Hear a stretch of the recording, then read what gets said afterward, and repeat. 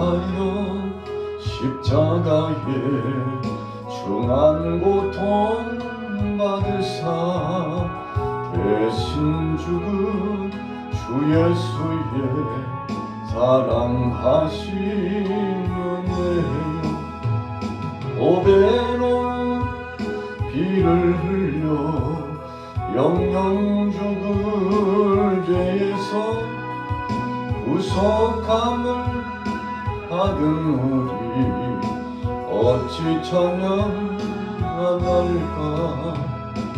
예수 안에 있는 우리 한량없이 즐겁고 주 성령의 위로함이 마음속에 차도다 전국 음악 소리 같은 은혜로운 그 말씀 끊임없이 듣는 우리 어찌 찬양 안 할까 이 세상의 모진 풍파 쉬지 않고 불어도 주님만의 보호받는 우리 마음 변하다 늘 깨어서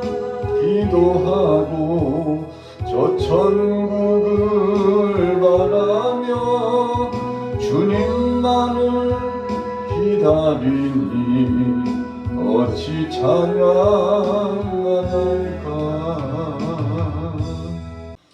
오늘 에스라가 통곡을 합니다. 자신의 옷을 찢었습니다. 옷을 찢었다고 하는 것은 회개의 절정입니다. 하나님 앞에서 얼마나 큰 죄를 범하였든지 하나님 어안이 벙벙하고 지금 종잡을 수 없는 깊은 고통이 느껴진다고 하는 것이죠. 그래서 그는 3절 후미에 뭐라고 표현했습니까? 기가 막혀 앉았으니 그랬습니다. 여러분 우리가 기가 막히면 죽잖아요. 그런데 여기서 기가 막혔다고 하는 것은 정말 말로 안 되는 상황의 이야기를 듣고서 통탄했다는 것을 의미합니다. 자, 이유가 무엇입니까? 오늘 에스라가 옷을 찢으며 마음을 찢고 하나님 앞에 앉아서 철저하게 회개하는 이유, 그 이유가 무엇입니까? 바로 사랑하는 동족들, 이 민족들, 하나님의 백성들이 범죄했기 때문에 그런 것입니다. 무슨 범죄입니까? 바로 하나님을 떠나 우상을 숭배하고 그리고 이방 족속들과 더불어서 통혼을 했기 때문에 그렇습니다. 통혼이라고 하는 것이 무엇입니까?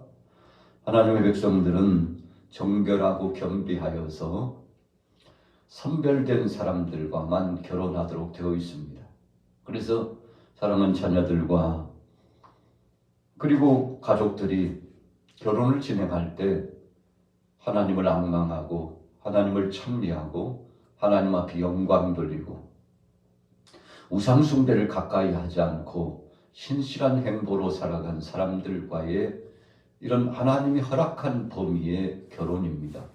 그러나 이 백성들이 포로 생활을 하고 외세 침략을 받고 정치적으로 경제적으로 상황이 썩 좋지 못했습니다. 나라에는 그 아픔과 슬픔이 계속되었죠. 성전은 파괴되었습니다. 그리고는 예루살렘 성도 회파되어서 참 나라가 소망이 없는 상태가 되었었죠. 모든 사람들이 이 마음의 심령을 빼앗겼습니다. 우리가 요즘 계속 주제로 삼고 있는 것이 우리의 심령 성전을 잘 관리해야 된다. 그렇게 말씀합니다만 마음을 놓아버리는 겁니다. 될 대로 되라고 살아가는 겁니다. 여러분 우리 인생 여정이 타락되어져 나가는 것이 바로 거기서 기초를 놓게 되는 것입니다. 하나님의 말씀을 버리는 겁니다. 그분이 주신 생명의 말씀을 버리고 하나님 뜻 가운데서 예배 중심으로 말씀 중심, 찬양 중심, 기도 중심으로 나와서 하나님 앞에 영광 돌려야 되겠습니다만 그 중심축이 무너진 겁니다. 우리가 건축물을 지어도 가장 귀중하게 생각하는 것이 기초를 놓는 것입니다. 기초가 무너졌어요. 하나님의 말씀이 기초인데 이 말씀을 멸시하는 것입니다. 하나님이 주신 약속을 멸시하는 겁니다. 오늘 본문에도 에스라가 탄식하면서 하나님 앞에 고백하게 되죠. 조상대대로 하나님 말씀 중심으로 살아가면 우리의 선대뿐만 아니라 우리 후세대들에 이르기까지 하나님께서 일거수일투족을 책임져 주신다고 했는데, 그런데 하나님을 앙망하고 경배하며 하나님 중심으로 살아가는 것을 게을리하고 이방인들과 함께 살다 보니까 정체성을 상실했다는 것입니다. 여러분, 그래서 우리가 늘 살아가는 인생 여정 가운데 신앙생활의 일상에 내가 하루 중에 누구를 만나고 누구를 통해서 대화하고 무슨 소리를 듣고 또 무슨 책을 보고 어떤 사회와 어떤 지역에서 살아가느냐에 따라서 그 사람들의 삶이 달라집니다. 그래서 내가 가까이 하고 있는 사람이 누구냐에 따라서 그 믿음의 행보가 달라집니다. 어떤 사람들은 도전을 받습니다. 하나님의 말씀을 중심으로 해서 변화를 경험합니다. 그리고 하나님 앞에 영광 돌리고 어제보다도 오늘이 더 좋아지고 오늘보다도 내일이 더 좋아져 갑니다. 여러분, 이것을 영향력이라고 말합니다. 그런데 주위에 있는 사람들, 믿음 없는 사람을 만나고 하나님 뜻과는 상관없는 범죄하는 이웃들과 만나고 대화를 섞다 보면 나도 모르는 사이에 믿음도 나락으로 떨어집니다. 여러분, 우리가 어제도 말씀의 은혜를 나눴습니다만 가나안 땅을 40일 동안 약속의 땅을 정탐하고 왔던 그 정탐꾼 중에 10사람들의 보고가 불평과 불만과 불신앙과 불순종의 말이 계속 그 입술에서 터져 나옵니다. 그 결과는 어떻게 됐습니까? 참담한 상황이 되었습니다. 백성들이 나락으로 떨어지고 절망감이 봉착합니다. 이제는 죽고 못 산다는 것입니다. 차라리 애굽으로 돌아가는 것이 낫다고까지 말합니다. 여러분, 그래서 믿음 떨어지는 것은 시간 문제입니다. 정말 믿음이 올라가고 은사와 은혜가 충만할 때 올라가기는 굉장히 힘듭니다. 차곡차곡 쌓아져 올라가는 것입니다. 그러나 무너져 내릴 때에는 그냥 아래쪽 기둥 한 축, 중심을 이루고 있는 그 기초 한 축만 삐끄덕해도요 무너져 내립니다. 그래서 우리가 거대한 건물이 붕괴될 때 보면 처음에는요 금이 갑니다. 그리고는 한쪽으로 기울기가 이루어져요. 그래서 건축물을 진단할 때 금이 가는 곳은 없는지, 기울기가 기울어진 곳은 없는지, 또 물이 스며드는 곳은 없는지 등등등등 체크를 하죠. 이렇게 체크함에 따라서 그 건축물이 건강한 건축물인지 아니면 위험한 건축물인지를 체크하는 것입니다. 여러분, 이 백성들이 정말 참담한 상황에 이르렀습니다. 오랜 시간이 지났습니다. 포로 생활이 70년인데 다시금 재건하는 데 있어서도 상당한 오랜 시간이 흘러갑니다. 그동안에 백성들이 이 마음줄을 놔버리는 거예요.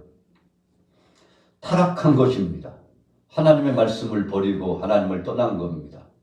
여러분, 우리가 하나님 앞에 예배하고 경건의 시간을 가질 때 늘상 했던 이 경건의 시간이 뭐 그리 중요하냐고 이렇게 말을 하죠. 뭐 한 번, 두 번 예배 빠지는 거 뭐 대수롭지 않다고 생각을 하죠.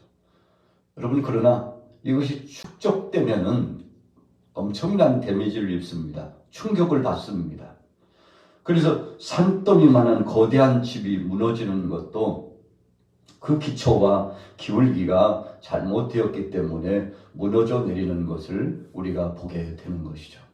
여러분, 외세 침략을 받고 나라가 빼앗기는 서름과 압박과 고통, 성전도 파괴되고 삶의 터전이 무너졌던 것은 이런 우상 숭배와 이방 족속들과 함께했던 통혼과 이와 같은 죄악 때문에 이루어진 것이었죠. 그래서 오늘 에스라는 철저하게 통회하고 자복하는 것입니다. 이렇게 함으로써 하나님께서 돌이키시고 마지막 남은 이 소망의 줄기를 붙잡고자 했던 거 아니겠습니까? 자, 14절로 넘어가 봅니다. 우리가 어찌 다시 주의 계명을 거역하고 이 가증한 백성들과 통혼하오리까? 그리하면 주께서 어찌 우리를 멸하시고 남아 피할 자가 없도록 진노하시지 아니하시리까? 그러면서 에스라가 하나님 앞에 철저하게 모든 것을 자백하고 회개하기에 이릅니다. 이렇게 함으로써 하나님이 회복시켜 주실 것을 소원했죠. 이렇게 함으로써 하나님께서 영광스러운 반열로 이끌어 주실 것을 소원했습니다. 자, 10장 1절로 넘어가 보세요.